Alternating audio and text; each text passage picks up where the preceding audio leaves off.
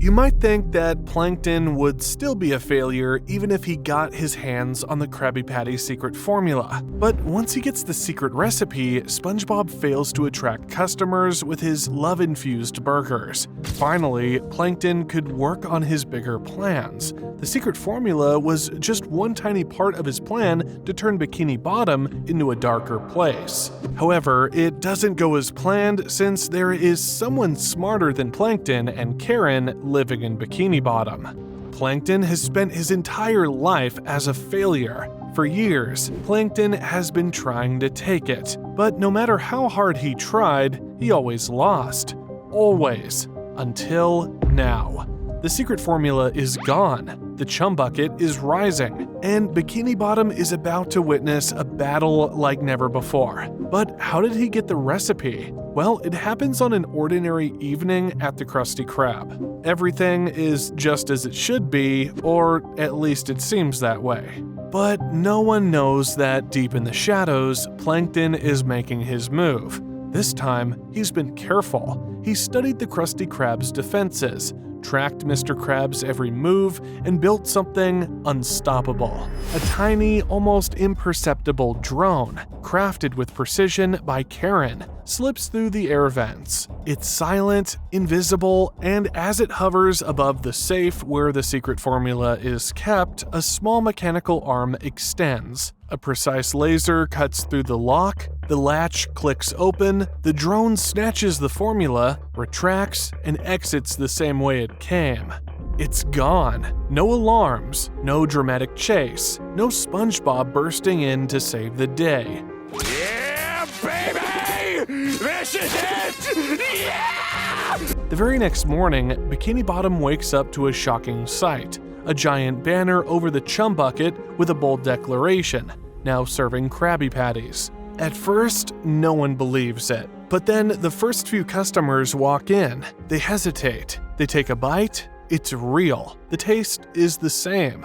Plankton is actually selling real Krabby Patties. And suddenly, for the first time in history, the Chum Bucket has customers. Mr. Krabs rushes into work, practically foaming at the mouth. He double-checks the safe. It's empty. The realization crashes over him. His worst nightmare has come true. He turns to SpongeBob, his last line of defense. SpongeBob boy, we're at war. Because now, for the first time ever, Plankton is playing from a position of power, and no one in Bikini Bottom will stay safe from what's coming. Who can stop me now?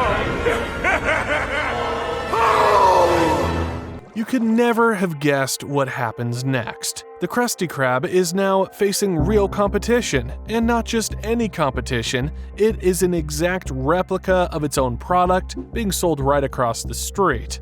Why would it be competition? Customers would stay loyal to the Krusty Krab. But Plankton has hired an unexpected person who is now responsible for the Chum Bucket's advertisement. And boom, Plankton's plan actually works. He starts getting a few customers. Of course, Mr. Krabs isn't going to let him win so easily.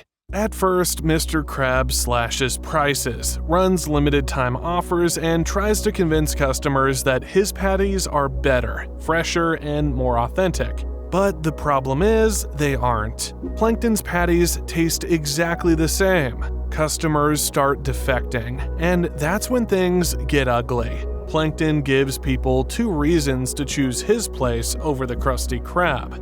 Number one is that he's serving them better. Remember, Plankton has Karen on his side. She has built robot waiters and chefs that cook the meals precisely and quickly. Plus, Plankton doesn't charge for tissues. Secondly, Plankton's advertisement is way better. Backed by Karen's analytics and the secret marketing guy he has hired, Plankton creates sleek, modern, scientifically crafted marketing strategies. Mr. Krabs, on the other hand, enlists SpongeBob and Squidward to help. Plankton's secret marketing guy is Patrick. He isn't smart, but has a history of achieving success when it comes to advertisement. SpongeBob runs around Bikini Bottom handing out free samples, bursting into song every time someone takes a bite. Squidward, meanwhile, is forced to play his clarinet in front of the Krusty Krab in a desperate attempt to attract the sophisticated crowd. It does not go well. Meanwhile, over at the Chum Bucket, Plankton is discussing future plans with Patrick. Yes, he's hired Patrick just like he did in the episode Chum Bucket Supreme. Now, this might sound like a disaster, but if there's one thing Plankton has learned, it's that dumb ideas work. You changed my sign to Chum is Fum? That's the dumbest thing I've ever heard! They seem to think it's interesting.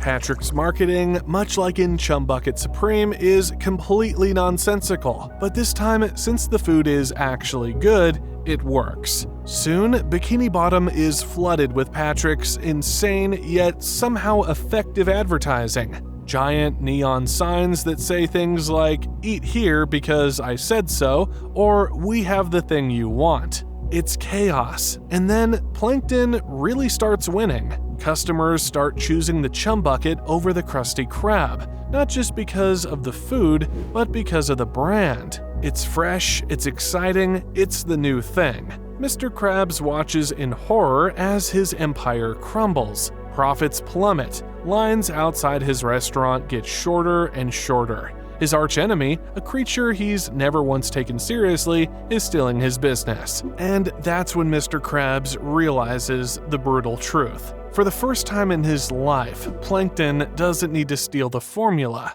He already has it. But this war is nothing when compared to Plankton's bigger plan, which is much darker than just taking over Bikini Bottom's food scene. The war between the Krusty Krab and the Chum Bucket doesn't last long. Mr. Krabs fights with everything he's got, but it doesn't matter. Plankton's advantage is too strong.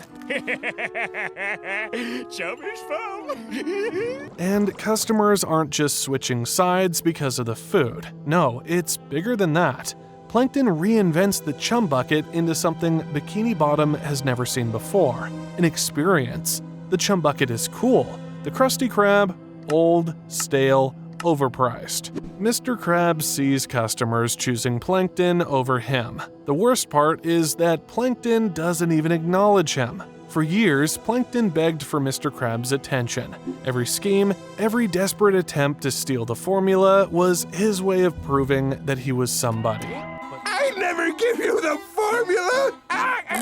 I fooled you with an even more convoluted charade! But now, he doesn't need Krabs anymore. He's winning, and no one knows what he's exactly doing.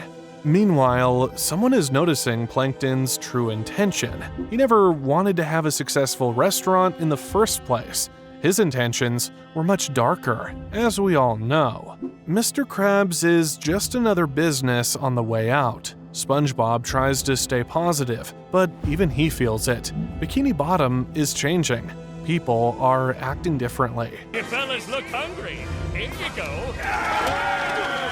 Friendlier to Plankton, more eager to support him, like they want him to win. And that's when Sandy notices something strange. The way people talk about Plankton, the way they defend him, the way they obsess over the Chum Bucket. Something isn't right. She starts investigating, but by the time she realizes the truth, it's already too late. Power isn't enough for Plankton. He's been at the bottom for too long. He's tasted what it feels like to be on top, and he refuses to let it slip through his fingers. But popularity is temporary. Customers are fickle. Trends change. One mistake, one bad business decision, and everything could come crashing down. So Plankton ensures that doesn't happen. Karen warns him. She tells him he's going too far, that he doesn't need to take it to this level. But Plankton ignores her, because for the first time in his life, he doesn't need to rely on tricks, schemes, or manipulation to be successful. Now, success itself is his weapon.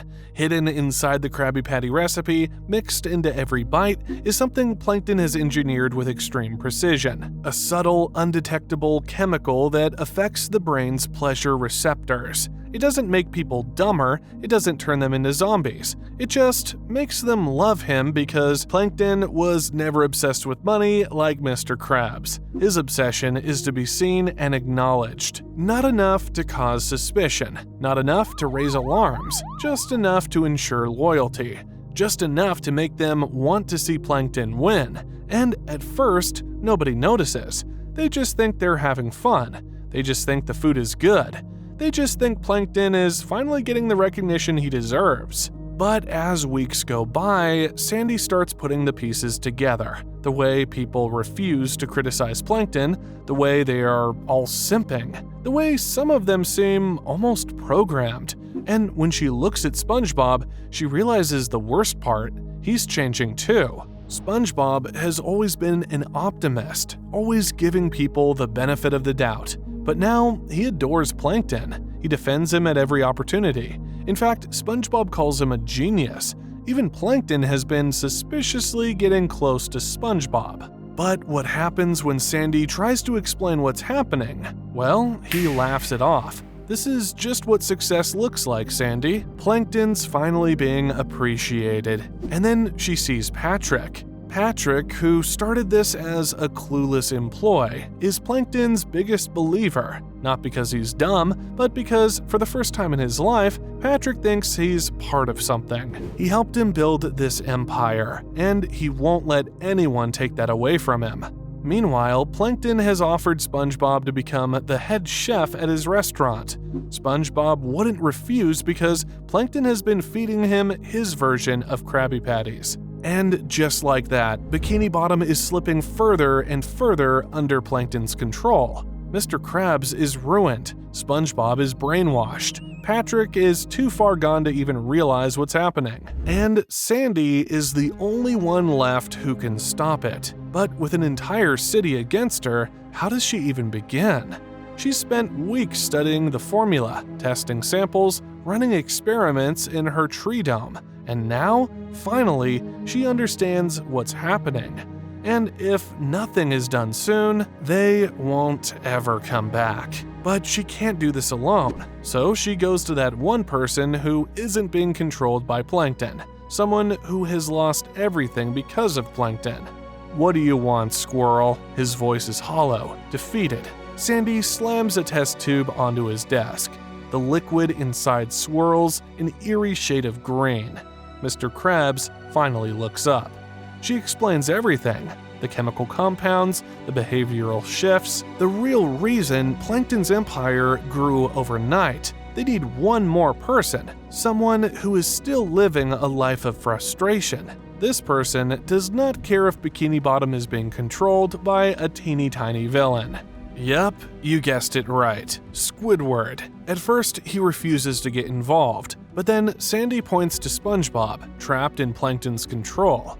For all the years Squidward has claimed to hate SpongeBob, he knows deep down that SpongeBob was never his real problem, and he hates being outclassed more than he hates SpongeBob. I mean, being outclassed reminds him of his failures to Squilliam Fancy Son, and so the resistance is formed. But what's their plan? Well, Sandy has created an antidote, something to break the chemical's hold over Bikini Bottom. However, the problem is that they need to get it to everyone at once, which means they need SpongeBob. But getting him back won't be easy, because Plankton knows exactly how valuable SpongeBob is, and he's not giving him up without a fight. The Chum Bucket has never looked more powerful. Massive spotlights shine into the sky, banners stretch across the streets, and a celebration is underway. Tonight marks the official declaration of Plankton's reign, the night where Bikini Bottom, in its entirety, pledges loyalty to its true ruler. And in the center of it all, SpongeBob standing proudly about to give a speech in honor of Plankton. But Plankton doesn't know hiring SpongeBob would turn out to be his dumbest decision of all time. The Resistance watches from the rooftops. This is their moment, while Squidward, against every one of his instincts, distracts the guards by putting on an impromptu clarinet concert. It works too well. The crowd under Plankton's control stands there, smiling, cheering, and acting as if Squidward is playing the greatest music they've ever heard. Sandy and Krabs sneak in through the back. It's unnerving. Meanwhile, Sandy and Krabs reach SpongeBob, but there's a problem. He doesn't want to leave. SpongeBob looks at them, confused, almost hurt. Why would I fight Plankton? He's the best boss ever. Krabs tries yelling sense into him, but it doesn't work. SpongeBob's mind is locked. And then Sandy does the one thing that might break through. She says something simple, something real. Would the real SpongeBob ever let the Krusty Krab die? Do you still have a bit of fun? F is for friends who do stuff together. U is for you and me. N is for anywhere and anytime at all. Down here in the deep blue sea. A flicker, a hesitation. Something inside SpongeBob shifts. And that's when Plankton appears. He's been watching the entire time. And then he pulls out his final trick. A new version of the Krabby Patty. One that will fully convert every last free-willed citizen of Bikini Bottom. One bite and they will never question Plankton again. And SpongeBob, still under the chemical's influence, reaches for it. Sandy reacts instantly. She hurls the antidote straight into SpongeBob's face. There's a moment of silence. SpongeBob freezes, eyes wide, hands shaking. And then something happens. He remembers. Everything crashes back. The truth of what's happened, the lies, the manipulation, and he snaps. For the first time in his life, SpongeBob turns to Plankton, eyes filled with rage. SpongeBob grabs the microphone. His voice echoes through the entire city. Bikini Bottom, Plankton's been controlling you. You don't actually love him. You love Krabby Patties, the real ones, the ones from the Krusty Krab. The crowd hesitates. Some blink, confused, as if waking up from a dream. And then Mr. Krabs seizes his moment. He hurls hundreds of patties into the crowd, ones coated in the antidote. The citizens eat without thinking. One by one, the control breaks. The cheering stops. The fake smiles fade. And suddenly, everyone is angry at Plankton. He tries to run, but fails. The people of Bikini Bottom storm the Chum Bucket, tearing down the banners, throwing out the brainwashing food. The empire that Plankton built crumbles instantly. As for Plankton himself, well, let's just say Mr. Krabs doesn't call the police. Instead, he grabs Plankton by the antenna and tosses him back to the Chum Bucket. Bikini Bottom is saved. The Krusty Krab is reborn. SpongeBob is himself again. And Patrick has no idea what just happened. He's back at the Krusty Krab, happily stuffing his face, convinced that he was always on the winning side. So, what did you think? Plankton finally had it all. Success, power, even loyalty. But in the end, his own greed brought him down. But what if another character took a different path? What if SpongeBob was never born? Or what if SpongeBob and Patrick were never dumb? Let me know your best what-if ideas in the comments below, and I'll make the craziest one into the next deep dive scenario. Thanks for watching, and until next time, stay curious.